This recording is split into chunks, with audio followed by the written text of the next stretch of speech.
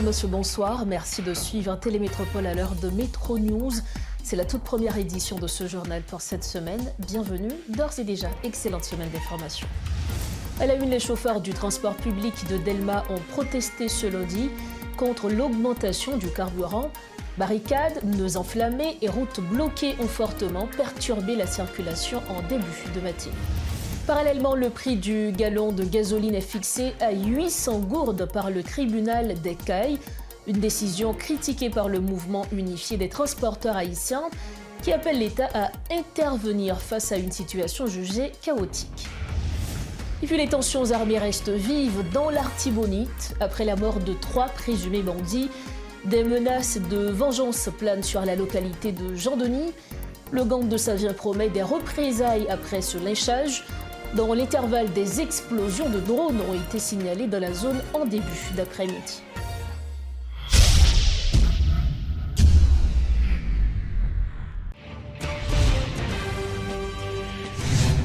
Bienvenue au développement des titres de l'actualité. Les chauffeurs du transport public de Delma ont entamé un mouvement de grève ce lundi 6 avril pour dénoncer la hausse des prix du carburant à la pompe.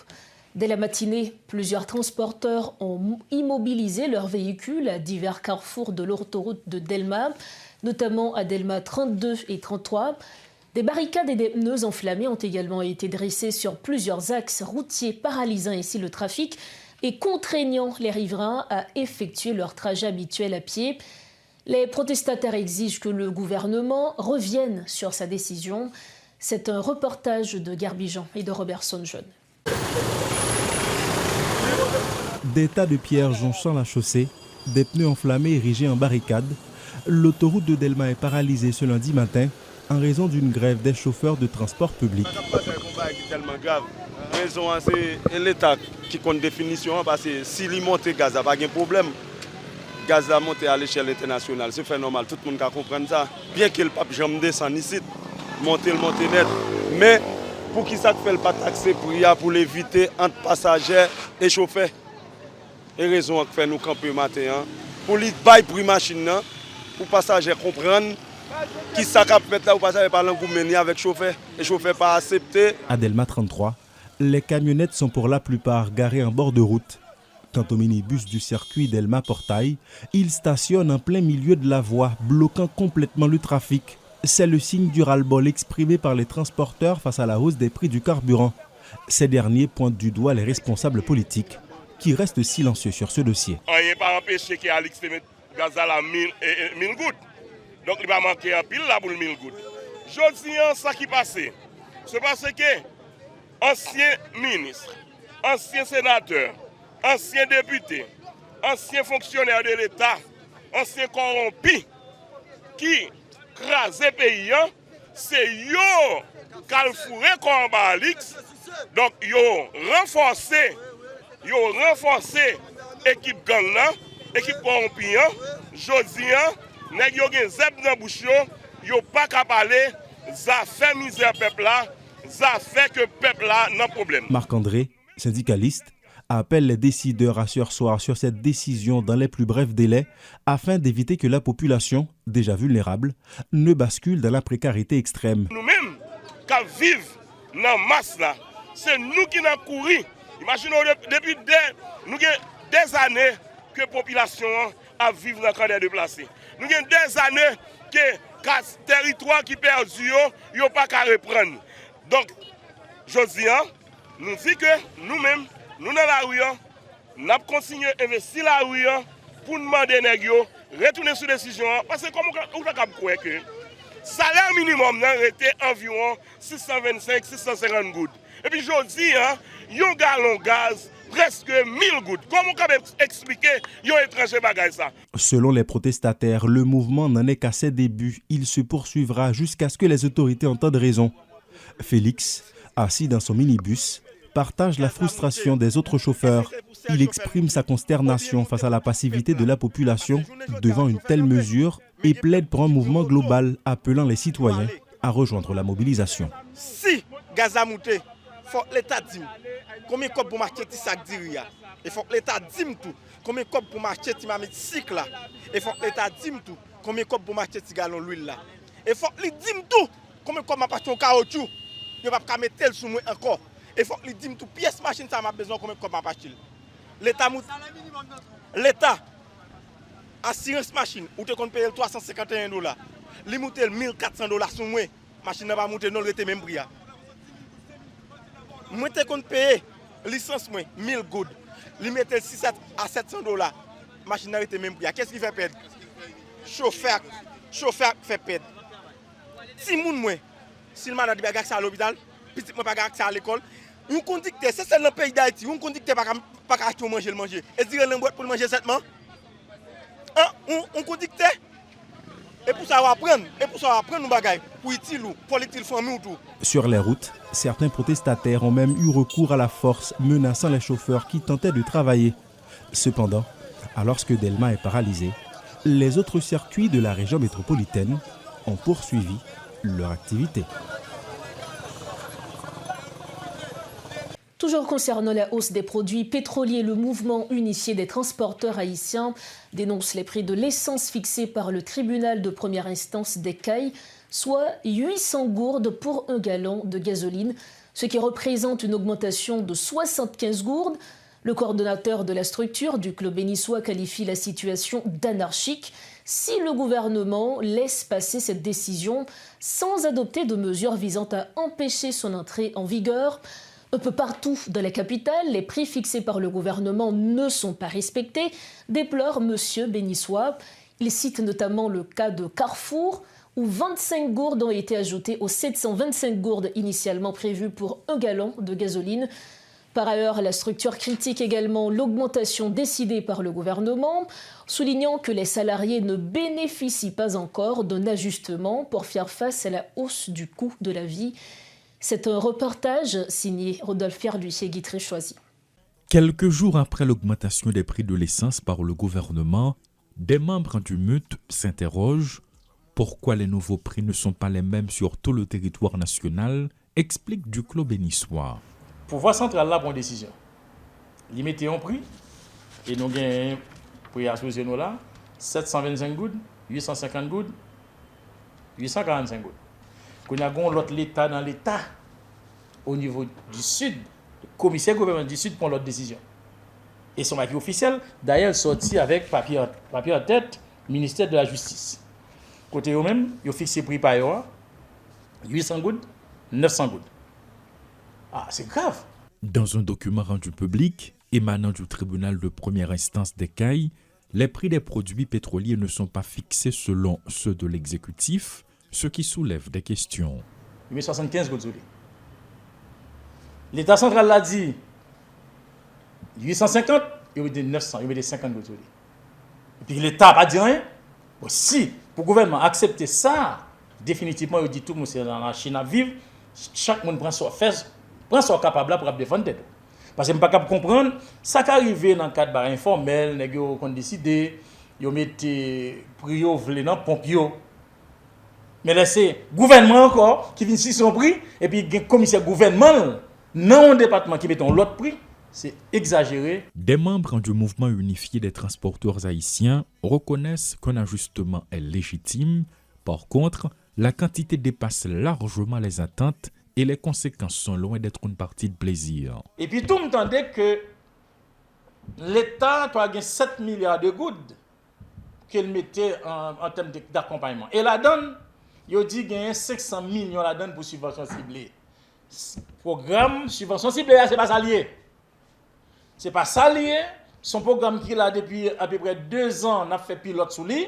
Il n'est pas encore réel pour la population bénéficiaire. Comme ça, il dit au météa, je n'ai pas de chauffeur pour aller. Cette augmentation entraînera aussi celle du coût de la vie et jusqu'ici, rien n'est encore dit pour les salariés, s'inquiète M. Bénissois qui continue de s'interroger sur le gouvernement. Les gens qui ont une factory, qui ont un misérable salaire, qui ont une augmentation de salaire pour qu'on et puis je ne dis pas, aux jeunes moyens, ils peuvent payer plus cob pour la factory. Il y a des gens qui ont une fonction publique, c'est le même bagage là. Ils ont une machine, ils peuvent payer un gallon de gasoil pour $170. L'ancien président Jocelyn Privert, en 2016, avait ajouté 20 gourdes sur le carburant, des mouvements de grève ont eu lieu. L'ex-président assassiné, Jovenel Moïse, a ajouté 15 gourdes et cela a provoqué des émeutes. Maintenant que l'augmentation dans l'Ouest est fixée à 725 gourdes et les Cayes à 800 gourdes, la tendance laisse croire que la vie suit son cours, de même que l'histoire. La conjoncture économique demeure marquée par la hausse des prix des produits pétroliers qui se répercute à la fois sur les marchés internationaux et au niveau local, avec des effets directs sur le coût de la vie et l'activité économique. Parallèlement, le processus électoral est à l'arrêt à la suite d'une décision du Conseil électoral provisoire, suscitant des interrogations quant à la stabilité institutionnelle et aux perspectives de gouvernance. Pour approfondir ces sujets, nous recevons sur le plateau de Métro News ce soir le docteur Deus Desronette, docteur en économie et spécialiste de la gouvernance. Docteur Deus Desronette, bonsoir, bienvenue sur le plateau de Métro News. Bonsoir docteur Barthélemy et bonsoir à tout le monde qui nous regarde. Merci pour l'invitation. Merci à vous également d'être avec nous sur ce plateau. La guerre au Moyen-Orient n'est pas sans conséquences sur Haïti et l'une des principales qui est aujourd'hui visible, c'est la hausse des prix des produits pétroliers. Une décision qui a été actée la semaine dernière, fin de la semaine dernière, principalement le 2 avril 2026. Monsieur Desronette, plus d'un estime que le gouvernement pouvait avoir d'autres possibilités pour justement ne pas arriver à augmenter les prix des produits pétroliers. Est-ce également votre avis? Pour les questions de la guerre, quand on prend les impacts, que ce soit on prend des impacts directs, il y aura aussi des impacts indirects, et notamment c'est ce qui nous arrive en Haïti, puisqu'on parle de la guerre, on n'en parle pas, on ne parle pas il n'y a pas de conférence, il n'y a rien. Et c'est comme en tout cas, pas assez, effectivement. Oui, tout à fait. C'est comme si on n'est pas concerné. Oui, on n'est pas concerné directement, mais indirectement, on est concerné. Et aujourd'hui, avec cette question de hausse du prix de carburant, on comprend c'est comme si on était dans la guerre. Et aujourd'hui, que ce soit pour ceux qui sont plus pauvres ou les personnes des petites bourses, du moins les personnes qui sont dans les secteurs privés des affaires, donc tout le monde aujourd'hui est concerné par cette augmentation de prix. Mais est-ce que le gouvernement a d'autres choix? Oui, on peut toujours avoir d'autres choix puisque on est en gouvernance. Cependant, les décisions stratégiques demandent de la planification, certaines fois. Donc c'est une décision stratégique, selon vous? Écoutez, la gestion même du carburant, c'est une question stratégique. Pour un gouvernement, quand on a un produit transversal, dès qu'on touche à ce produit, on peut toucher l'ensemble des autres produits. Ce produit est devenu un produit stratégique. Mm-hmm. Donc, à ce moment, la façon dont on touche à ce produit, la façon dont on gère ce produit, tout cela devient dans la stratégie, de la stratégie. Alors, parlons justement de la transversalité du carburant. Comment est-ce que ce gouvernement va devoir éviter cet effet domino que cette hausse va avoir sur tous les domaines pratiquement, que ce soit sur l'alimentaire, que ce soit sur le transport? Comment le gouvernement peut éviter cet effet domino? Je ne crois pas que le gouvernement peut éviter, mais je crois que le gouvernement doit accompagner la décision qu'il a prise. Par exemple, on ne peut pas... tout le monde dit que c'est difficile. Oui, on sait qu'on est en situation de gouvernance difficile. Mais cependant, dès que la décision a été arrêtée pour augmenter les prix, c'est pour dire qu'on touche aux autres secteurs. Et on est au sein d'une économie déjà fragilisée, déjà en crise, où il y a près de 50% de la population qui soit dans la pauvreté extrême. Donc c'est pour dire la décision d'augmenter le prix du carburant est devenue pas une décision de trop, mais une décision qui frappe fort par rapport à notre réalité. Pour moi-même, il faut qu'il y ait des mesures d'accompagnement, notamment. De quelle forme, par exemple? Il y a deux possibilités. Mm-hmm. Bon, maintenant, on laisse de côté la première, c'était est-ce que le gouvernement a la possibilité ou les moyens nécessaires pour, disons, absorber le coût d'augmentation, pour dire on va subventionner déjà à la pompe. Bon, ce qui ne sera plus le cas, justement. Ce n'est pas le cas. Mais aujourd'hui, qu'est-ce qu'on peut faire? Quand on a, suivant les données du PAM, 6 500 000 Haïtiens dans la faim, et qu'il n'y a pas eu un programme ou une politique publique qui adresse cette situation, et aujourd'hui, on trouve que sur ces personnes qui sont déjà dans la pauvreté extrême, qu'il y a une augmentation de produits qui va aussi impacter les produits de première nécessité. En effet. Donc, à ce moment, on n'a pas le choix que d'aller vers une considération du salaire minimum. Il faut augmenter le salaire minimum. Donc, après cette considération, on rencontre les personnes concernées pour l'augmentation du salaire minimum. Il faut aussi aller vers on ne peut pas aller vers une indexation de salaire dans la fonction publique, mais cependant, il faut aller vers quand même une augmentation de salaire dans la fonction publique. Donc, c'est difficile, on peut dire qu'il n'y a pas de moyens, mais c'est comme quelque chose qui soit imposé à nous. Parce que c'est arrivé, on n'a pas planifié la guerre, on n'a pas planifié non plus comment nous ajuster par rapport aux conséquences et aux impacts. C'est arrivé sur nous de manière non planifiée, de manière ponctuelle. Mais maintenant, nous aussi qui sommes dans la gouvernance, vous devez trouver un moyen pour faire face à cette réalité. Docteur Deshonnette, vous parlez effectivement du salaire minimum, mais considérons une bonne partie de la population, telle que les personnes qui sont déplacées, qui sont dans les centres d'accueil, notamment à cause de la violence des gangs. Quelle considération, quel accompagnement ces personnes doivent avoir, puisque nous savons que la majeure partie d'entre eux ne travaillent pas forcément? Dès qu'on est en situation de gouvernance exceptionnelle, donc on devrait avoir une sorte de planification d'actions exceptionnelles à poser. Notamment, le gouvernement qui est déjà un gouvernement intérimaire, qui a des moyens limités, et en plus, les conséquences de la crise sécuritaire aggravent cette situation de précarité. Cependant, les personnes qui sont là, dès qu'on parle de gouvernement, on parle de ces personnes qui sont responsables du bien-être des autres. On a l'impression que malheureusement, ils ne comprennent pas cet aspect de la gouvernance. Alors, c'est la responsabilité première de ceux qui dirigent. Comment trouver le bien-être de l'autre et comment défendre le bien-être collectif. Donc, à ce moment ou à ce carrefour, il est important à ce que le gouvernement prenne des décisions exceptionnelles d'accompagnement.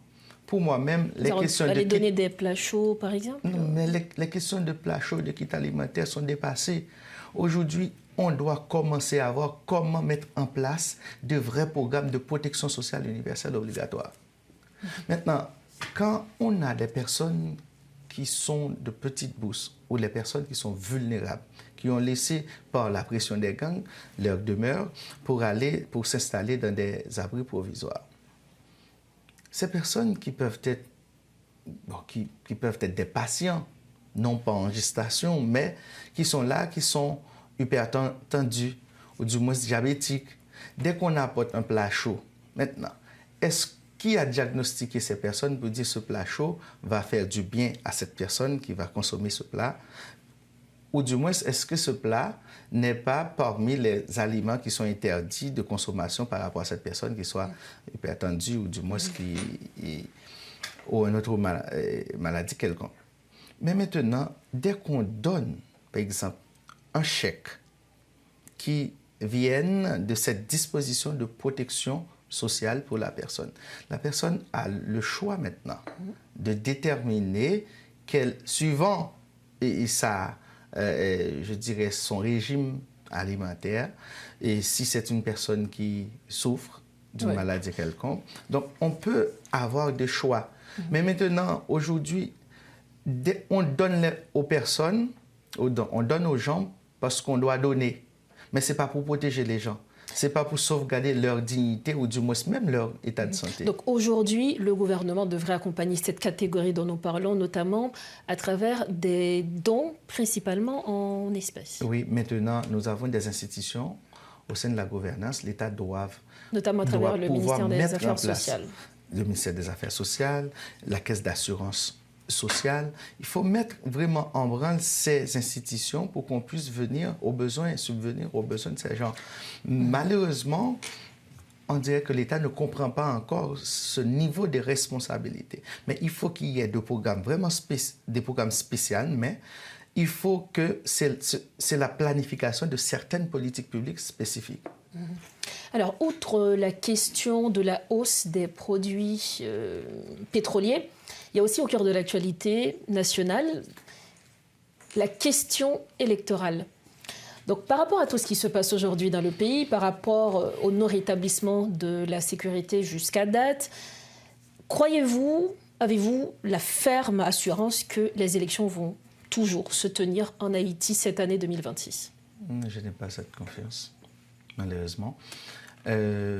Sur le plan politique, en Haïti, on dit qu'on peut faire tout, même en dehors de la planification. Mais les questions électorales, pour moi-même, restent et demeurent une question, c'est un processus qui exige une planification. Et cette planification exige à ce qu'il y ait des dispositions qui soient prises sur le plan technique. Et comme on est en situation de crise, il faut qu'il y ait aussi des dispositions stratégiques sur le plan politique. Quel type de dispositions? Par exemple, l'accord qui doit permettre la réalisation des élections. Moi-même, avec mes groupes de réflexion, de travail, mes groupes politiques, notamment le groupe Initiative et Concertation Nationale, on a lancé un plaidoyer contre le pacte, pour nous autres qui est un pacte non inclusif, et aussi qui a des faiblesses énormes. Notamment, on n'a pas fixé, et ce n'est pas clair, les responsabilités du chef du gouvernement. Ce n'est pas aussi clair la date de la fin de son mandat. Mais le pacte a été signé par plusieurs partis, notamment. Maintenant, ce carrefour, qu'est-ce que vous comptez faire? Eh bien, on fait ce qu'on devrait faire comme politique. On est allé vers une sorte de... On plaide pour qu'il y ait un amendement au pacte. Donc, cet amendement pourra permettre à ce que les autres personnes qui ne sont pas signataires dans la démarche puissent avoir la possibilité de discuter et de s'impliquer dans la démarche électorale. Ce n'est pas trop tard? Ce n'est jamais trop tard pour respecter les principes, parce que le pacte n'a pas respecté les principes.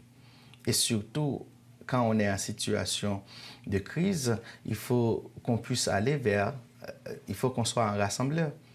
Il faut qu'on puisse laisser des portes ouvertes. Mais maintenant, quand on a un gouvernement qui n'a pas fixé sa date de fin de mandat, imaginez une seconde que le CPT n'a pas fixé les dates. On n'était pas ferme à ce que le CPT laisse le pouvoir le 7 février 2026. Jusqu'à aujourd'hui encore, on aura le CPT comme interlocuteur, comme représentant. Mais aujourd'hui, dès qu'on met la fin du mandat du gouvernement par rapport au calendrier électoral, un calendrier électoral que le gouvernement peut demander à tout moment au CEP de modifier. Ce qui est le cas aujourd'hui, et c'est ce qu'on fait aujourd'hui. Donc maintenant, on peut dire que pour la question de fin de mandat, c'est flou et la feuille de route n'est pas encore publique. Le décret d'application pour l'accord qui a été signé le 21 février, donc ce n'est pas clair. Donc il y a beaucoup d'éléments qu'on puisse poser comme question, mais pour dire, même si on laisse ces éléments de côté, mais comment on peut convoquer un peuple dans les questions électorales pendant que ce peuple vit avec toutes les inquiétudes possibles dans notre maison, dans les rues, et dès qu'on est en Haïti, on est dans l'insécurité. Comment maintenant on peut demander à quelqu'un qui va être président de réaliser des campagnes, par exemple à Carrefour, on peut aller réaliser des Notamment, meetings. vous, en tant qu'ancien député, vous le saviez très bien, effectivement. Eh bien voilà, donc aujourd'hui, c'est Carrefour fonctionne, mais Carrefour ne fonctionne pas sur les dictées de l'État. Donc pour vous, c'est insensé de parler élection aujourd'hui dans ce contexte? Moi-même, je pense qu'on pourrait parler d'élection, mais il faut parler d'élection avec beaucoup plus de responsabilités. Il faut parler d'élection comme élection, c'est une démarche pour qu'on puisse prendre en main les destinées d'un peuple, les destinées de notre patrie. C'est pas quelque chose qui soit vague. OK, vous voulez des élections et voilà, vous voulez des dirigeants, on a des dirigeants pour vous. Pour moi-même, c'est un exercice démocratique qui exige une forme de responsabilité de la part des dirigeants.